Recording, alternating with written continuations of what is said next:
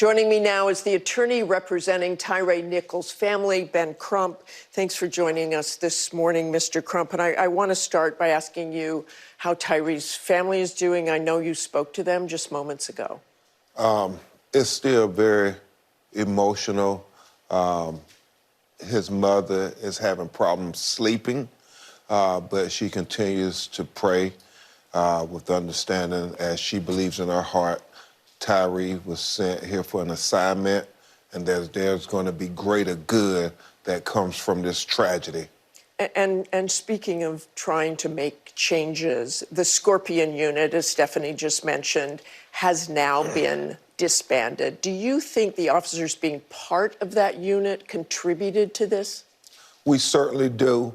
We know that there were other members of the community that had been assaulted by this Scorpion unit. One young man who said he was assaulted just 4 or 5 days before Tyre was killed, simply going to get pizza, Martha. He said they attacked him, pulled him out the car, yelled profanity at him, and put a gun to his head. And he tried to report them twice to the Memphis Police Department. His calls were not returned, and it is our belief that just maybe had they paid attention to him, that Tyre Nichols may not have been killed in this tragic manner. I know you want more reforms, Tyre's law.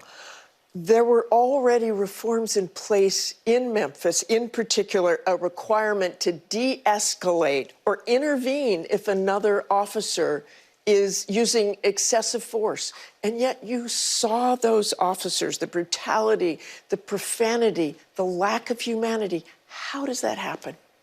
You know, as I've said, I believe it's part of the institutionalized police culture that makes it somehow allowed that they can use this type of excessive force and brutality against people of color. And it doesn't matter if the officers are black, Hispanic, or white. It's part of the culture, this biased culture that said this is allowed. And so just as much as those officers are responsible for the death of Tyre Nichols, so is the implicit biased police culture that exists in America. So you believe there was racial bias towards Tyre, even though all 5 of those officers who've been charged with second-degree murder are black? Absolutely.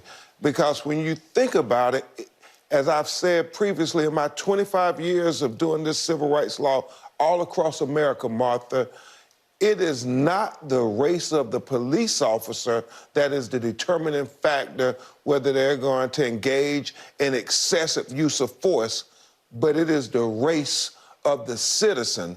And oftentimes, it's the black and brown citizens that bear the brunt of the brutality. You don't see videos of our white brothers and sisters who are unarmed having this type of excessive force levied against them. I mean, think about all the videos we've seen, Martha. Back to Rodney King. So how do you change that culture? Well, you know, a big part of it is what we talked about with President Biden when he called the parents of Tyre Nichols. I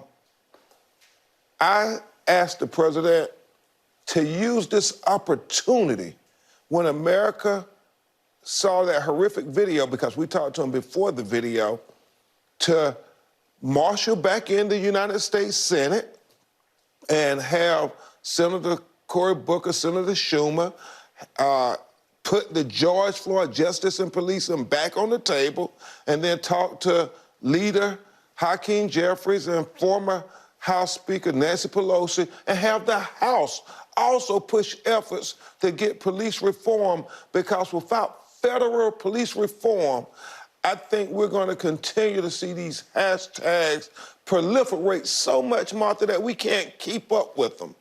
Okay, thank you. And we will be talking to Dick Durbin in just a minute and ask him those very questions. Thank you so much. Thank you, Martha.